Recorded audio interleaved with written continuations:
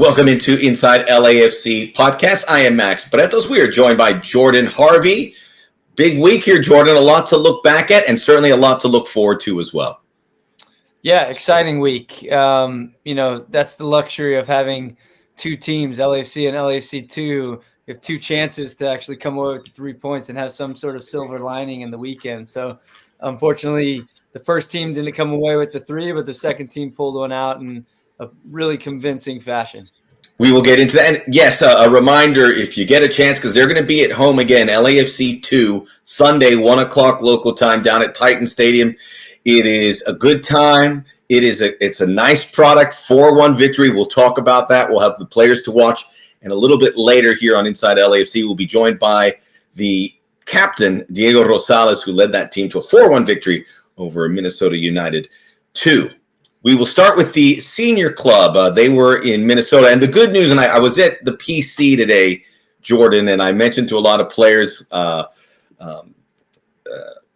that are very new at the club, and like Omar and Martinez, and I said, you're not going to have too many of these long road trips to cold climates anymore. So you get those out of the way. So the trip to Salt Lake, trip to Minnesota, spring's around the corner. So certainly something that you could sweep under the rug, I guess. But this was a result, that Minnesota United, this was a team that a venue LAFC have played well at, haven't got wins, but gotten some points along the way. A team against Minnesota that they've gotten the upper hand as well. So I know this was a big result for them.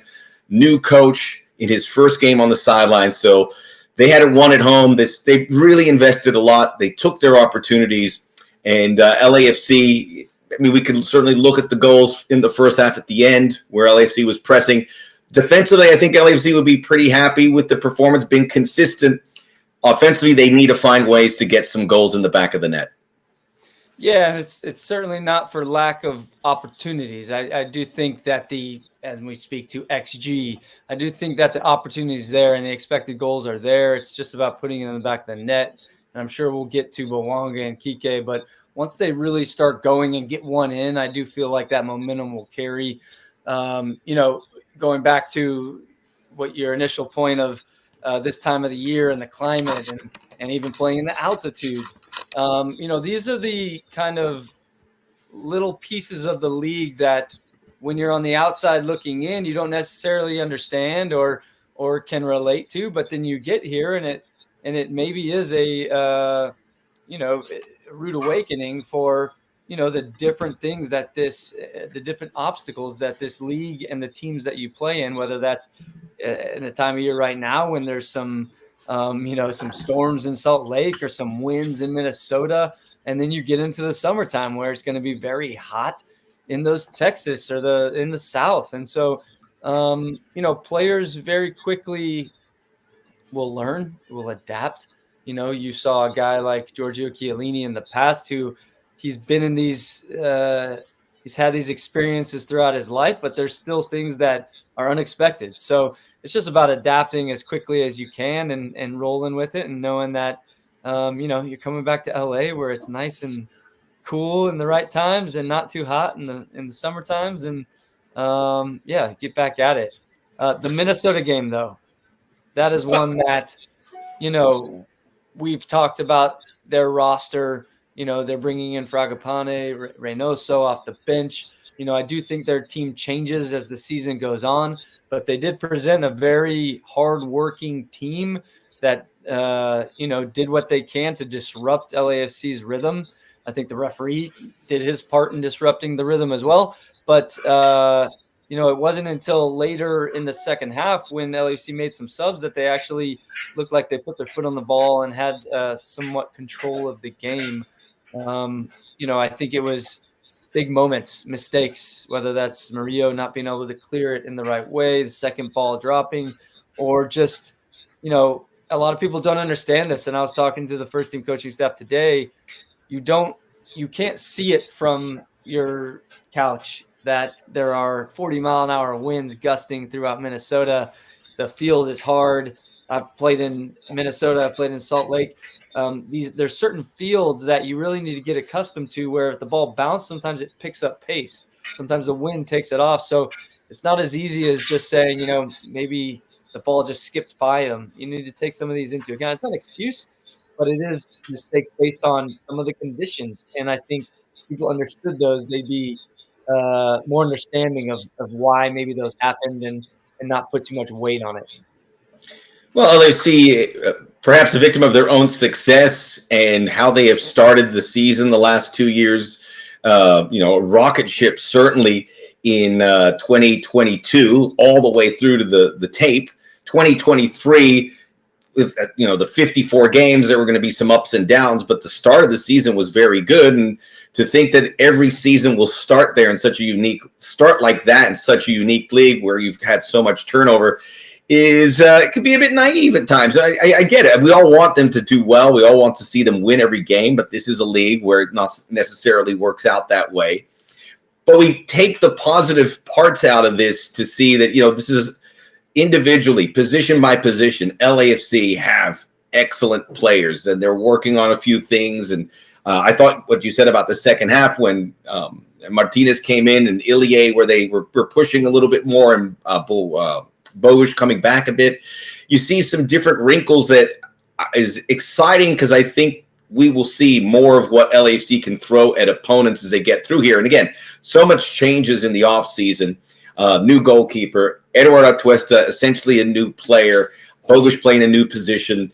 We will see some growing pains, even though it feels like it's a familiar team. I think that maybe that's the problem as well, where it feels like a familiar team, but in reality, when you also look at the depth of the squad, I would imagine Steve's keeping it pretty close to the vest until he gets a little more faith in some of these younger players that he's leaning into. That it all kind of falls into a place where maybe you don't get off to a great start. We're seeing it. They could easily win these games, and the data would suggest it too. You mentioned XG, and you see when they were able to put the foot on the ball, as you said. The data suggests that LAFC should have done well, and certainly Minnesota shouldn't have had 2 goals. But this is the way it is. We've dealt with this in the past, Jordan, and the good thing is LAFC usually finds a way, and they certainly find a way to score goals.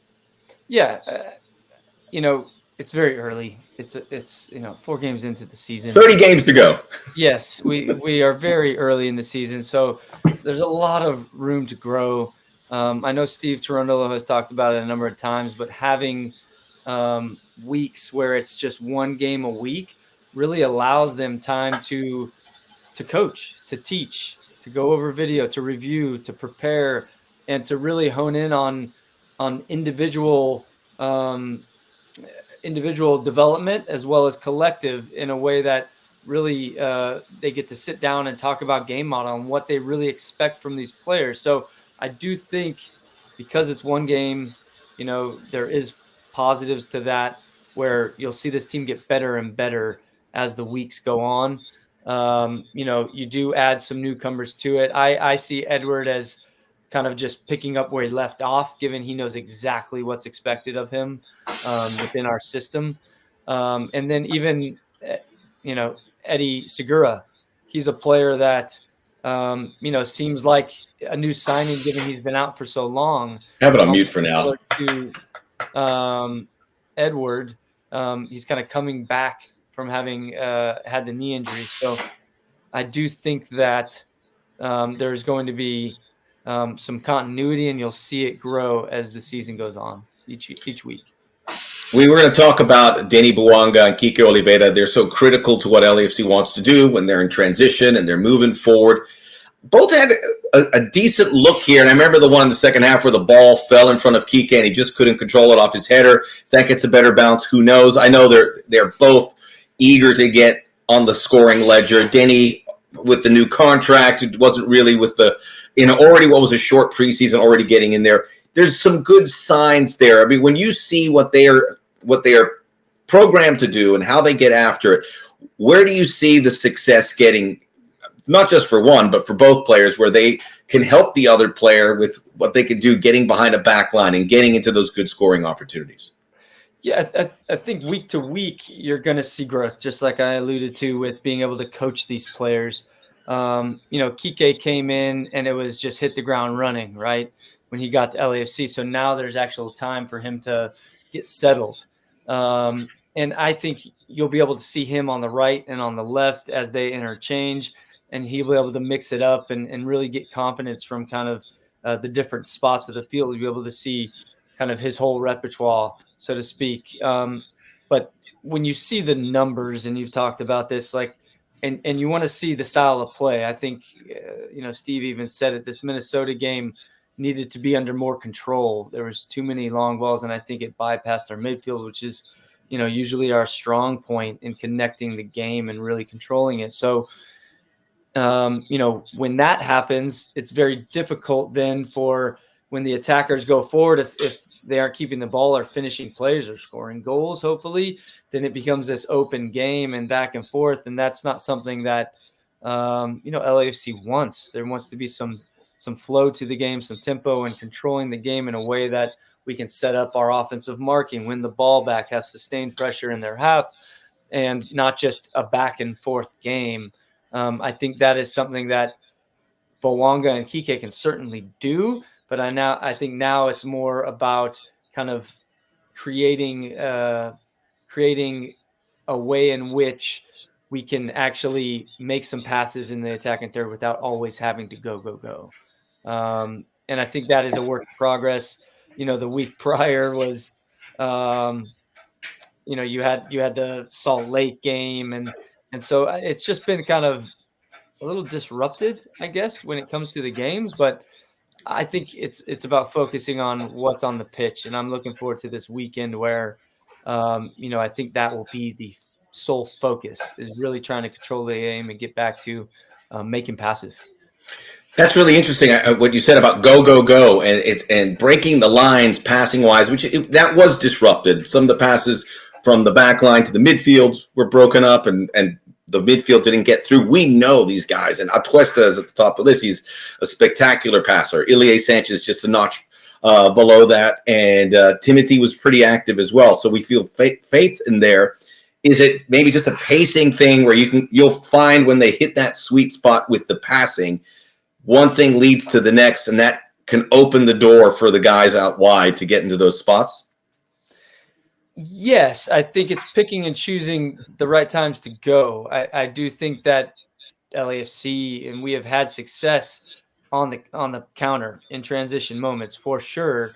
But when you don't finish those actions, when it becomes a turnover game, then it starts to open up. Ideally, you finish that action, and then you can set up your block, whether that's higher up the field or in the mid block. But it's about finishing those actions, or if it doesn't come off, not settling for a shot from distance or a bad cross in the wrong moment, actually recirculating the ball, creating somewhat of an umbrella around the 18 and making passes until you find the right moment off the edge with one of our extremely athletic and talented wingers. If not that, then a fullback, which you've seen quite a bit, so that you can get some real opportunities inside the box. So that will come. I have no doubt. I have no doubt, because I get to see it week in, week out, and see the training sessions and the quality that is happening each and every week. So I am confident that will come out. It's only a matter of time.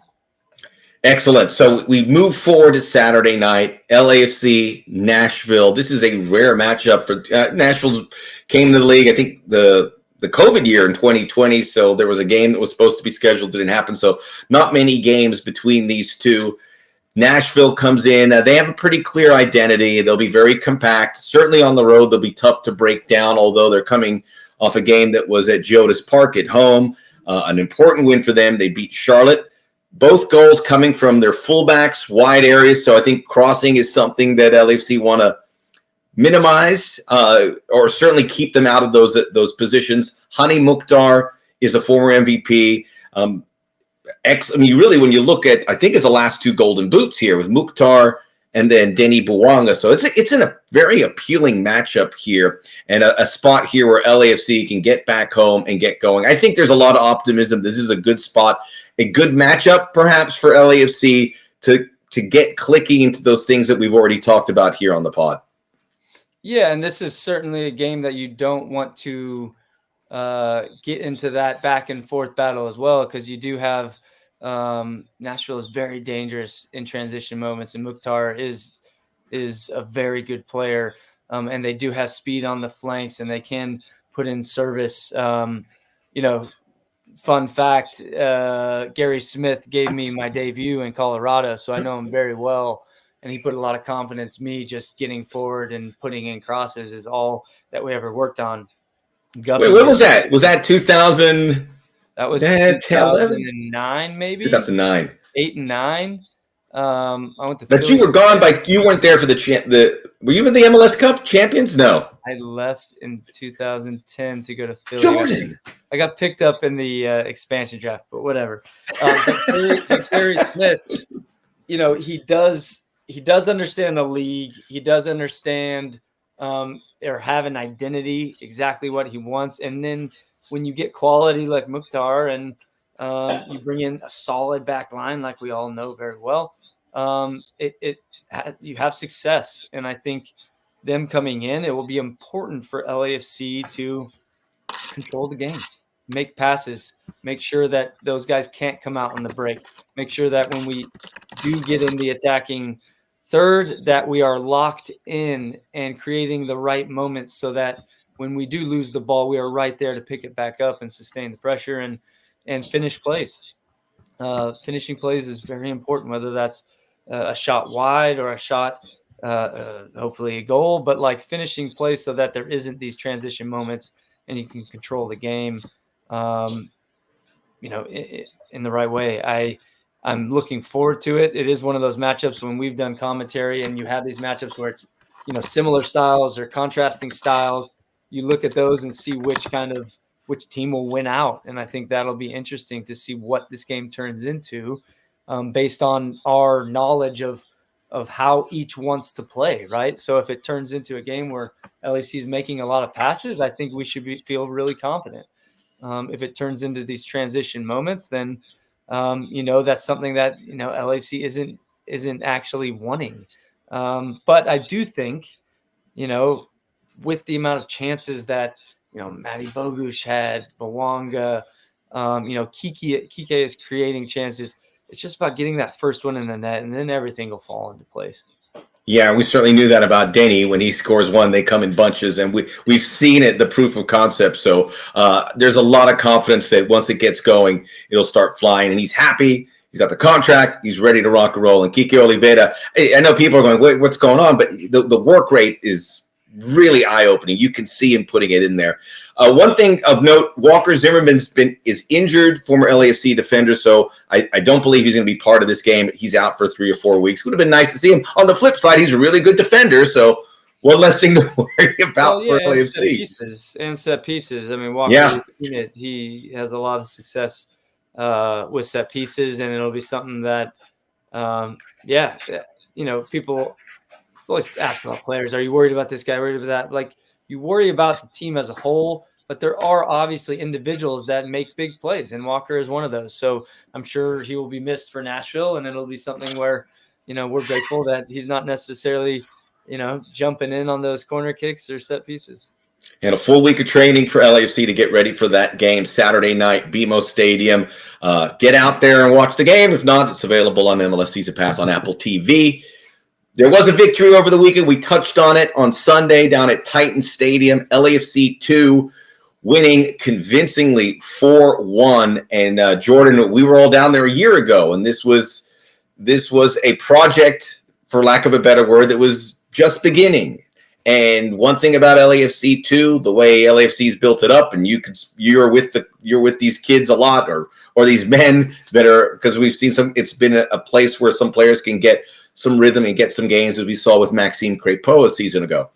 But it is a young team. It's going to be one of the youngest teams out there, and that's the way LAFC wants it. They want to see what these guys can do in a situation against big-time pros. Minnesota United had Carlos Harvey and Moses Nyman, who was a big prospect. So you're going up against men, and you're going up against some talented guys along the way. Not only did LAFC 2 win it, but they won it clean, 4-1, nice attacking football. A big shout out to David Ochoa, who much has been made about his journey.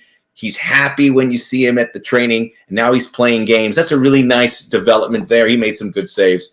You were there. You saw it. What was knowing the work that you put in with this group, how fulfilling do you think that was for these guys being able to not only win, but win it clean and win it at home? Yeah, it was the perfect game for what we're looking for. And what I mean by that is the goal is to develop players. The goal is to use our successful and very talented academy as the foundational pieces to this LAFC2 team. Still very young. Last year went through some growing pains. I think we had an 06 group, 2006s, born in 2006, that is, who really came into their own around the summertime. Now those are a lot of the key pieces this year, mixed in with some of the talented 04s, 05s. But then we even have as young as we had Adrian Sanders, 2008, who started for the team against Minnesota this last weekend. So it's a perfect mixture. And then you sprinkle in one player who's over 21 on the field. That is Louis Mueller, a German player that's played in college and now is joining us. And then David Ochoa, who obviously probably has more experience than all of these kids wrapped into one with all of the games that he's played with Salt Lake and then even being in with the national team. So when you sprinkle in some of this experience and quality along with the rest being academy players, I really am happy with the roster. I'm happy with the coaching staff. Junior Gonzalez, Fabian Sandoval, who came up from LAFC Academy, and then Clayne Plummer, who's been a goalkeeper coach for different MLS sides. It's a man's roster, or it's a man's staff, like guys who have really been there. No MLS, no academy, no second team football. So they have the experience. They manage the players so very well, because it's a difference between managing a 2008 than a 2001 23-year-old who's on the cusp of, say, a first team. So you have players at all different kind of ends of the spectrum, and you're trying to come together with one idea, which is the LAFC game model, and then in hopes that everybody develops through that. The game in particular, why I think it's perfect, is because you had a great mixture. Average age of our starting lineup was probably 19-ish, where theirs is maybe 23, 24. They had some older guys, and you compete, and they competed very well. The football wasn't perfect. It's the first game and the first 90 or even 60 for a lot of these guys. So that will get better, but the result was there, which I'm grateful for these guys and the staff for all the work they put in.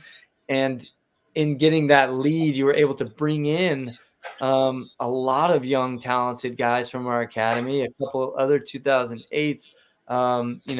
Matt Evans came in. He's a 2006, a midfielder, very exciting player. He scored a goal.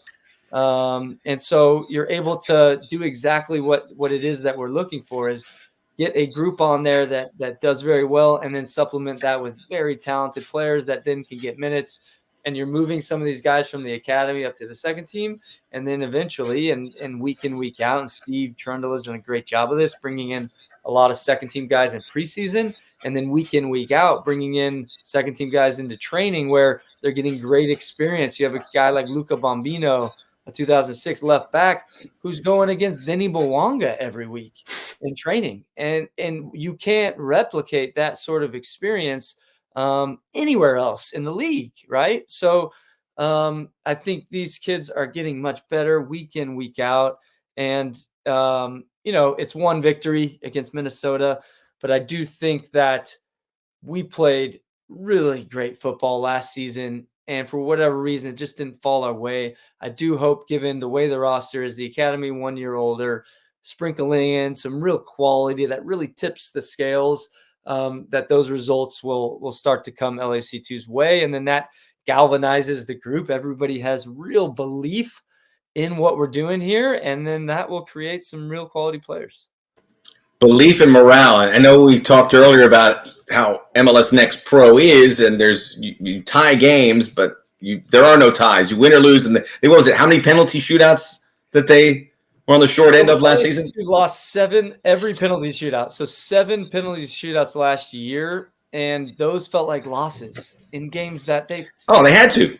We played so well, came back and drew or had the lead and maybe gave up a late goal, and then you go to penalties. It's a really difficult, and we're on this side of it, having lost 7.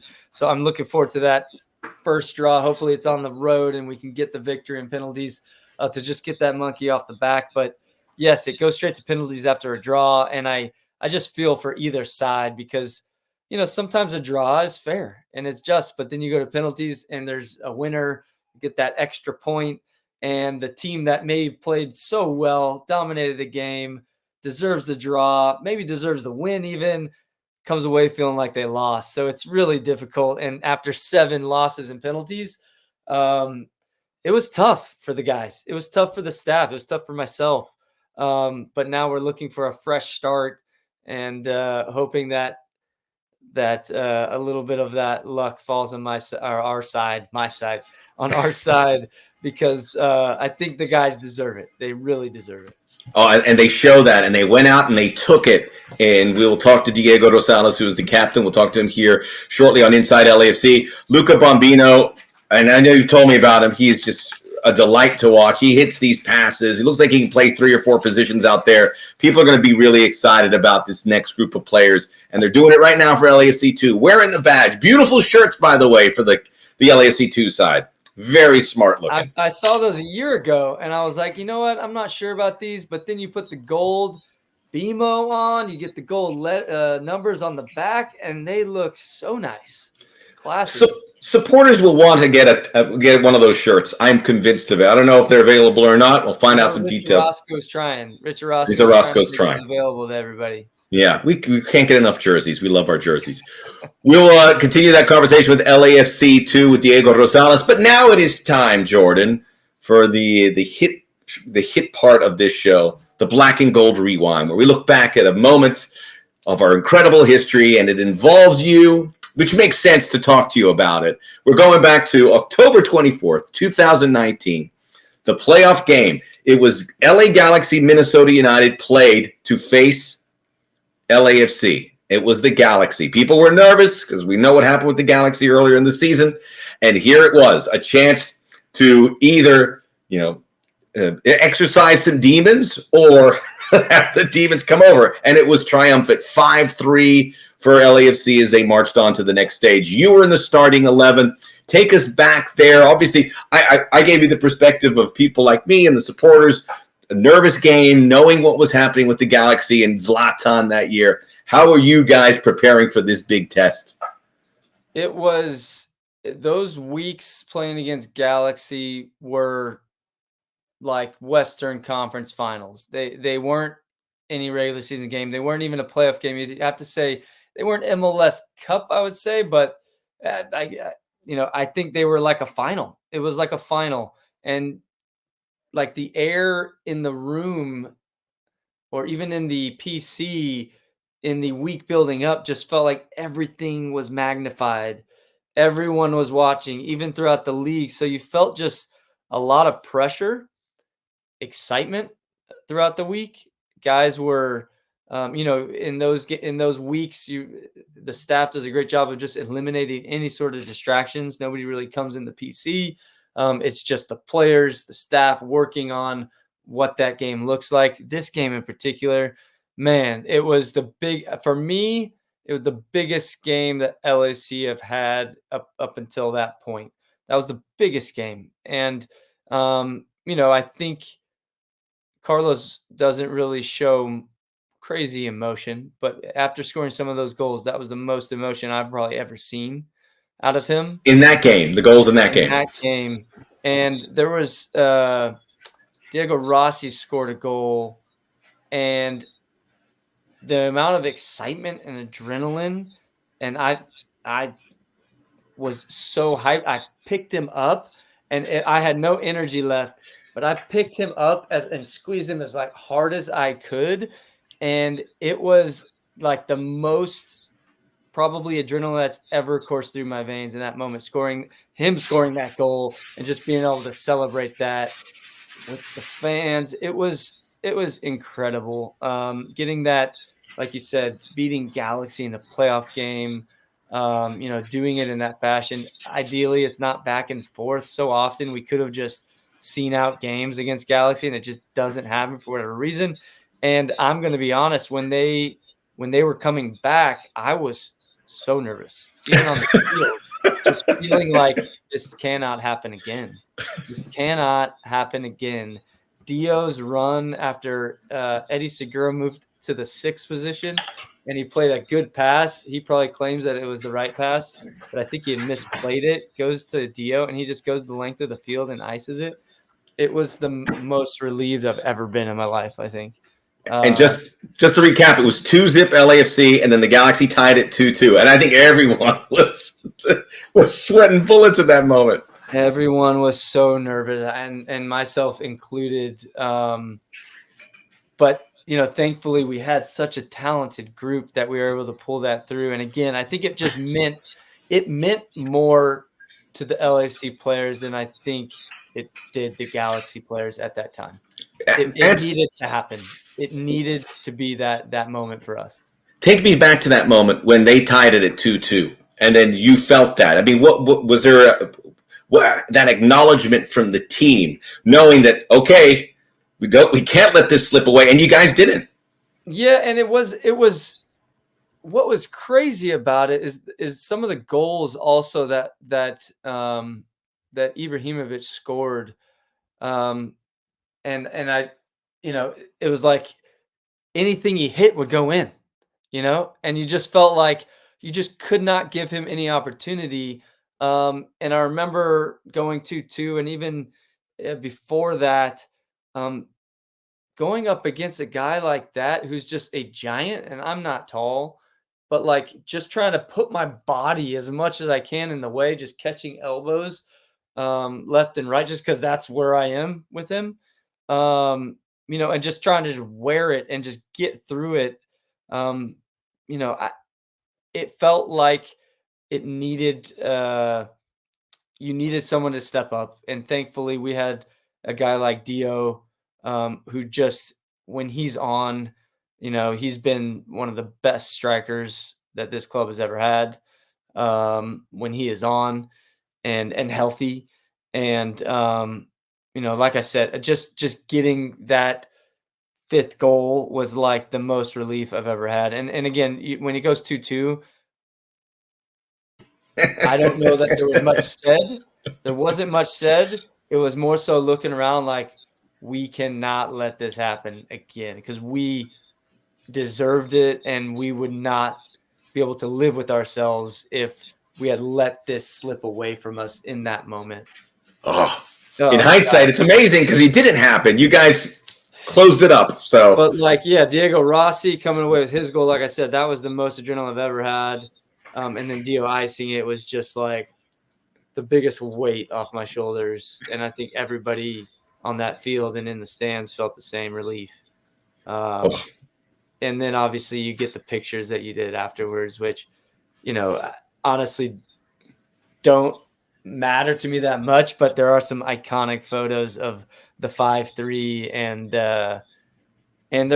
for us, there was always like the villains. I felt like Ibra really loved to play the villain in these games, and Carlos didn't talk at all and just went out there and performed. And so it was nice to be on that side of it, where you had kind of how do you call Carlos the underdog, but like the good guy of the battle. And so, yeah, I don't think we ever talked about, we knew the significance. Bob, the staff knew the significance of the game. We just tried to focus on what that meant. In that game, I actually talked to Ante Razaf about this not long ago, because things come up, and so for some reason we always talk about different games. And we had talked about, because Galaxy's success was launching the ball up to Ibrahimovic, and we love to press in those moments, that we didn't have much numbers around the ball when Ibra was inevitably just bringing it down, because he was so good at that, or flicking it on. So what we did in that game in particular was actually allow them to play, make a couple passes so that we could actually lock it down to one side or eliminate them just launching it up. And if they did launch it up, at least we'd be back far enough to have more numbers around the ball. So that was a big tactical shift that, who knows, that may have won it.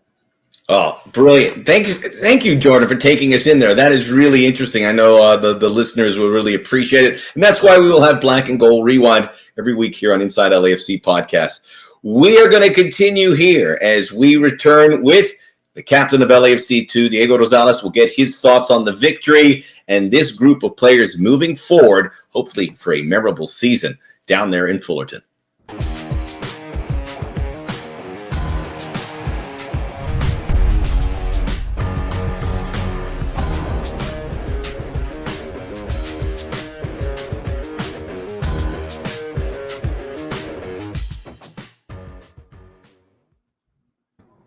Welcome back to Inside LAFC Podcast, joined by LAFC 2 captain Diego Rosales, coming off that big win over Minnesota United 2, 4-1. And by the way, Diego, we're going to get to know you very well. What is, because you can play a couple different positions, what is your best spot on the field? If I were to choose, I think it'd be center back. Good choice. Good choice. We all need, especially in Major League Soccer, we need a lot of good center backs, to slow down the scoring. Let me ask you, because when we think of LAFC 2 and, the academy, everyone needs a captain. And we always think of the captain as the guy who's been at it for a long time, but you still need captains there. So what was it like when Junior and the staff came up to you and said, Diego, season 2 for LAFC 2, this is a big one. You are going to wear the captain's armband. Yeah, I mean, I think it brought me back to the academy days, because in the academy I was captain for throughout the years. So, I mean, to be named captain on the second team, I think it's just a great, accomplishment, I guess you could say. But I mean, I do have a job now to be able to lead the team, lead the players, and have that relationship with the coach as well, and to make sure that all the players are aligned. And I know it's not just me. I think every single player is their own leader, and I feel like each player could be a leader in the team. So I think, I think that's how I feel about it, and I'm just happy to be captain as well and to be able to lead the team. I was going to say, and being the captain and just kind of going behind the curtain here, Junior asked you to speak before the game. Is that something? I've seen you do it with the academy before games at different tournaments on the field. Was that your first kind of experience in a locker room speaking to a group before going out into a professional game?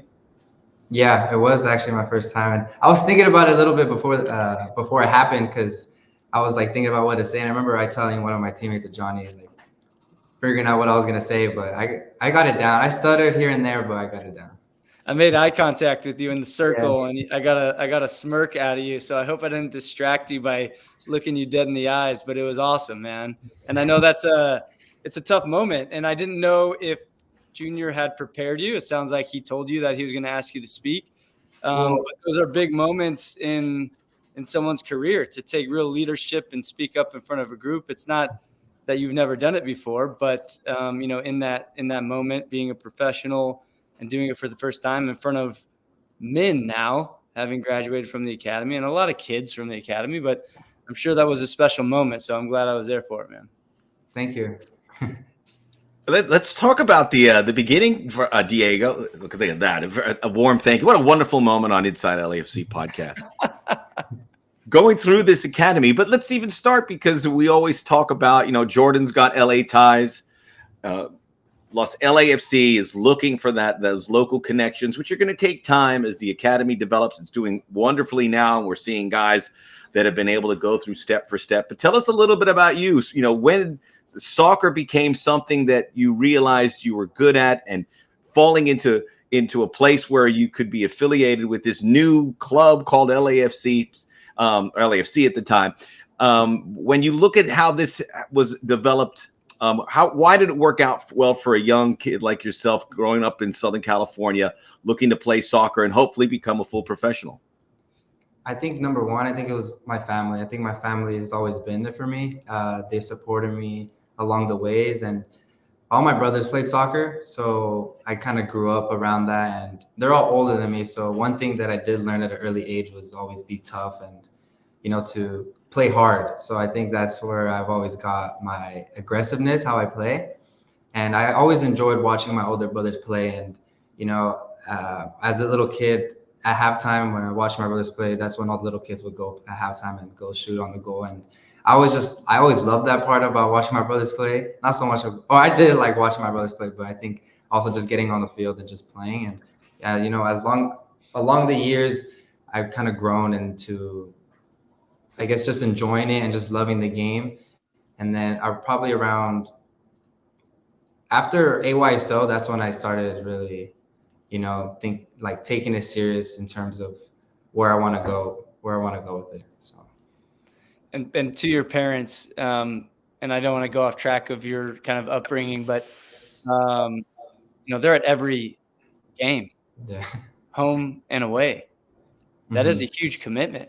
Yeah. It is. What does that mean to you? And any good stories of them being on the road and going to, Houston or Austin or things like that?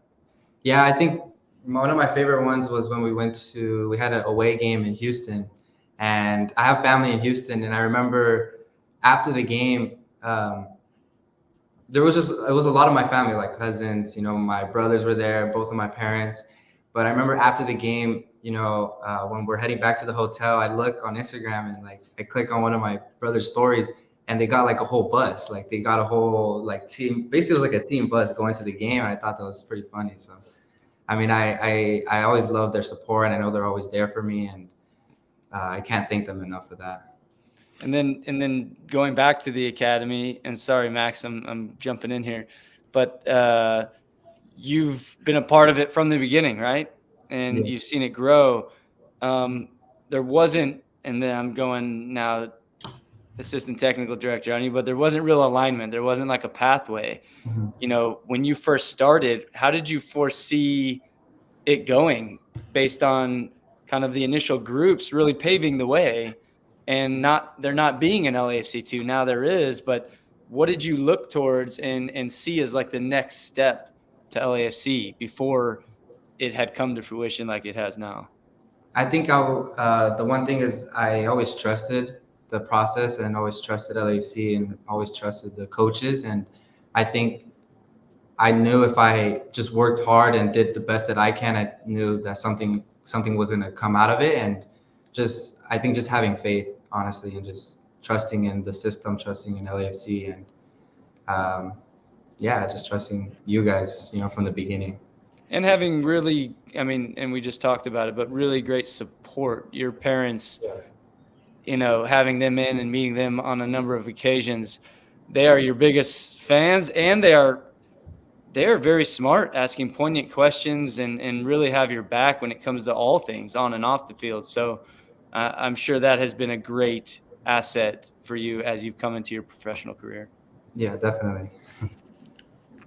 Hey, did you play when you were at the Lights a little bit? Did you get to play under Coach Chirundolo there? I did, yes. I remember first game was that I played. I got subbed on. I think it was against Galaxy 2 away. But yeah, I was. When you look at sorry, Diego, but when you look at the coaching that you've been able to get, and talk about that, it was with the Lights, and then LAFC2 the first year, which was a very young team, and you're going after full-grown men on the field, and now you fine-tuned it under Junior. When you look at the coaching, Jordan as well. I mean, what an embarrassment of riches here with all these great coaches. But I played with him. He came in when he was very young and trained with us when I was still playing. So, what was it? It's great. Yeah. Were you able to size up Jordan in one of those trainings? I was just there learning from Jordan, honestly. We're both defenders, Max. So there's not really sizing up. Well, maybe on different sides of the field. Maybe you're doing one of your meandering runs, and he comes in there to dispossess you. No, we were playing next to each other or across from one another. And so it was always great to see the young guys and the ones who really picked up our game model very quickly and very well. And I think Diego is one who understood what we were asking of him in those training sessions, or when it was Bob before Steve. And he picked it up really well, which is why he was able to continue training and where he is now, I think. Diego, when you talk about that, but that's a pretty intense, because you're coming into LAFC and it's all connected. Academy, LAFC2, LAFC, you're all going to kind of play the same way. just getting that coaching, knowing that's your pathway to being a senior player. How has that been, knowing that, okay, what I'm doing here for the academy, what I'm doing for LAFC2, all has to channel up on this pyramid to be an LAFC senior player? Yeah, I think just being a student of the game and just learning. And like I said again, or I'm going to say it again, I guess trusting LAFC and their development. I feel like they've done a wonderful job ever since I started here. And yeah, I think just trusting the system, trusting the coaches, and just following their game plan, and just do your part as well as a player, making sure you're doing your things off the field and on the field, and just always learning and asking questions to see what you can improve on and do better. You know, we talked about you being a leader and a captain, and where do you think you learned those qualities? I think from my parents. I say my parents. Yeah, I think they're both different. My mom's more the energetic one out there speaking like that. My dad's more the serious one, and he's also funny too, but he has a serious face and very disciplined, and he always likes to do things right and everything. And I feel like my mom's the more energetic and talkative one. So I think it's a mixture of both. Take us back to, because we were looking at what you've been able to achieve. You've got a nice body of work. Let's take us back to that Open Cup game against Monterey Bay. Look at that. And that was pretty special, right? Because this was like you're thrown into the deep end. You're representing LAFC, and you guys got the result. Take us back to that moment and achieving that really important victory, which I know still resonates inside the club. Yeah, I think there was a lot of excitement and nerves in the locker room before the game, but we knew that we were going to be a young team out there, and I think we also knew that it was going to be a challenge.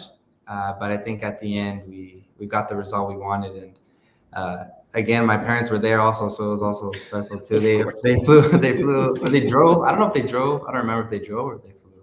They might have flown out there, but seeing them after the game, it was just a special moment between us. Ask them when you see them. Did they drive or did they fly for the Monterey Bay game? You got a little homework. Yeah, more homework. What are you looking forward to this season? What is your main goal? What are you focused on right now and into the future? I think as captain, I think leading this team I feel like we could go far in this season. I believe we could win this tournament, MLS Next Pro. But I think just being able to grow the team together. I think this year we have a lot of young guys as well as like a little bit of older guys, but more young guys. And I think being a role model for them, being able to teach them and being able to be a leader for them. And also when I trained with the first team, being able to also continue learning and growing in that, so I could reach the potential reach the level that I want to get to. I'm asking questions out of order, Diego. You were part of the inaugural under-12 team, is that correct, for LAFC? You remember that first day? What was said? What could they have possibly told you, knowing that this is what the club looks like now? Yeah, I remember it was. I honestly don't know the date exactly. I need to figure out the date. I knew it was maybe somewhere around March in 2016. We were training at it was a college, but I remember they only invited a certain amount of players. So I kind of had a feeling, but we got there. And by the way, Eric Duenas was also there and Brian Moyado. And then that's when John Thornton came and basically said that we were going to be the first group of U12 team. And yeah, I think it was a special day. And then our first game of the season was against Galaxy. Yeah, I remember that also. It was actually here at the PC, but it wasn't the PC before, like the training facility. It was just grass. So it looks a bit different now, but I remember that day. So yeah, I remember a lot of things. So. It's good. You're young. You're supposed to remember. It has to be a good feeling knowing that you're with this club. But you said I was there. I can say, and Eric can say, and Brian can say, and John Thornton can say, I was there from the very, very beginning. Yes.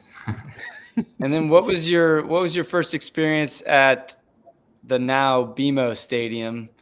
What was your first experience coming to a game and seeing seeing the team, the fans, and what LAFC created, and then being the youngest group there, but wanting to aspire. And obviously that was 2016. So it was 2 years later. But, what was your first experience seeing what was created at LAFC?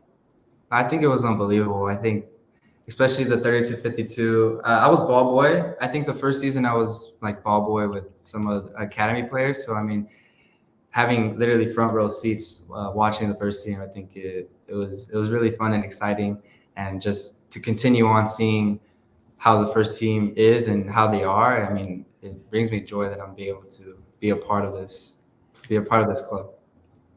Do you have a favorite moment as a supporter, as someone watching an LAFC game, watching the senior team? Do you have a moment that sticks out? I think it was the first game when at home against Seattle when they scored the free kick, and I think it was. You were a ball boy for that. Yeah, I was. Oh, that's amazing. Did you give the ball to Laurent Simon to set up the free kick? Yeah. Yeah, that was a special game, man. I mean, even just being on the field to see that or take it in from that perspective, I think is really cool that you had that experience, because I'll never forget it. But like to be on the field to see it, not just from the stands looking down, to be there and be able to kind of take it all in, I'm sure it was a really special moment. And I think it's probably my fault that we're bouncing around, Max. Because no, it's my fault. I'm all over the shop. But I do want to ask, this is how we roll. Like the off the field stuff, because I know just because I work with you all the time that you're going to school. Tell us about that experience and what's that like. There's a lot of players, and they'll continue to be that enroll at Cal State LA, given the proximity, and it's perfect for training and everything. But what is it like going to school and Great doing question. that side of it? Yeah, I mean, I like school, but I think it's fun to be back because when I was in freshman, that's when the pandemic hit, and that's when everything went online. And then when everyone's coming back to school, I stayed homeschooled. Like I stayed on doing online school, so I didn't really go physically to school. And now being back at the university, it was a bit challenging at first, but now it's more exciting, and just to meet new people at school and be able to socialize and do that. And what do you tell? I mean, tell the people what you're taking, classes, major. Come on, let's get to know this here. So I'm majoring civil engineering, but I want to go out into architecture. So yeah, that's my plan. And how is it going to lectures and doing that whole thing? Because for me, it was eye-opening to come into a classroom where you're kind of one of, at least at my school, it was one of like 200. Are there any lectures like that for civil engineering? There was in my first semester. It was actually an evening class, but I did drop out of that one only because it was in the evening and it was just too tiring for me. But I had to switch that one. So are you in any classes with other guys on the team? I was with Moya, or I was the first semester, and also this semester with Moyala, with Brian. Nice. We both have English together, so. We got to learn more about that, because that's one of the questions I get asked, and I don't know the answer. And this is helping me a lot, Diego. It's like with the kids at the academy, what do they do for school? And it's really well set up. And for you to say civil engineering and architecture, I mean, that's not, that's a pretty sophisticated studies. And I mean, you could design Jordan's house extension one day and build the pool out, and you could bring Diego on his side job designing. But we'll focus on the football. I mean, to touch on the education part of it, a lot of the kids in high school now, Diego's into college, but a lot of them are shifting to more online schooling because it offers flexibility, because a lot of the young kids are still in high school, are still training with the second team, right? And so they need more flexibility when they're in high school. But when players do sign with the second team or with the first team, the second team contracts, we do try to tie in an education component, and that is to Cal State LA, where the club is covering costs for an education for any of the LAFC2 guys. So it's something that, again, you brought up John Thorrington, myself, and the club really believes in, is that, despite going professional, it's amazing, but it is difficult. And I think if players now have an education along with it, I know that it's helped me significantly post-career, and I know that it could help anybody. So I think it's really important that the players take advantage of it. And obviously Diego is somebody who is civil engineering. I would have never thought to major, and I'm not smart enough for that. Well, Diego, let me ask, because we'll wrap it up with this, and we are so excited about what you're doing, but just so people understand, the commitment is required. When you have to captain a team, you're pursuing a professional career, you're going to school, give us an idea of what percentage of free time there is for Diego to do other things. There's still time. There's still time. Good. Max, you obviously haven't checked out Diego's IG, man. Come on. I mean, but I don't know. Does he have an AI thing going? Because where do you find the time? Just wherever. I don't know how to answer that question, but yeah. Ask these hard questions. It's gonna get him in trouble, Max. I know. Don't answer. We'll answer. We'll wrap up with this because you got called in. You got the short-term agreement. You were on the bench. I was at the Salt Lake game. Yeah. Okay. Well, we won't talk about that. But when the coaching staff and Steve come up to you and say, "Hey, you made the bench," your reaction? You're on the senior team. You're on the bench. Yeah. No, I think it's always exciting and great to be able to be called up and to always be on the roster. And I think it just gives you kind of like a motivation to obviously keep going and just to keep pushing yourself, because you're like not there yet, but that you're along the way, you're along the path. So I think for me, it motivates me and also makes me happy to be able to be called up. That was a captain's answer right there. Be sure. Wait, did your parents travel to Salt Lake? That's smart. They didn't because it was someone's birthday, I think, or it was something like that. But if not, they would have been there for sure. That would have been a good story too. Oh, that's beautiful. And real quick, your hometown in LA? Yes. Where's your hometown? Where do you call home? Southgate, Cerritos, Lakewood. You got the Lakewood and Cerritos ties. That's important because people from Lakewood, Cerritos, and Southgate can make that connection with Diego Rosales. And Diego, we appreciate you joining us, man. This was awesome, and we're so excited about what's going on with LAFC too. And reminder for everyone to get out to Titan Stadium to check out all the action in 2024. Good luck, my friend. Thank you. Thank you for having me. Good stuff. And great to always be with you. Jordan and Beta will be along all season here on Inside LAFC. Make sure you rate, review, download, subscribe, and come out to all the games, LAFC and LAFC 2. We'll see you again next week to put a bow on the Nashville game.